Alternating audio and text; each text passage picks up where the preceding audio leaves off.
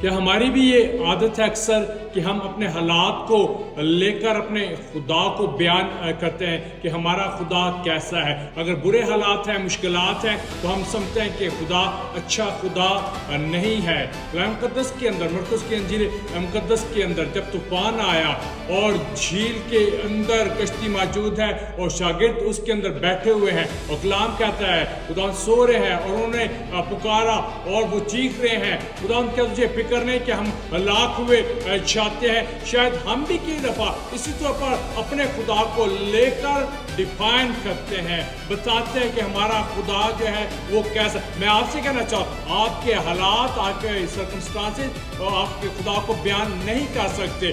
آپ بیان نہیں کر سکتے آپ کا خدا.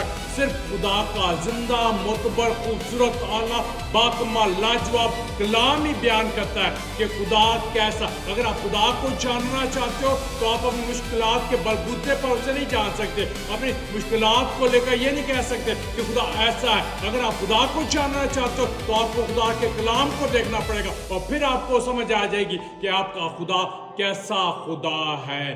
یسوع کے نام میں آمین.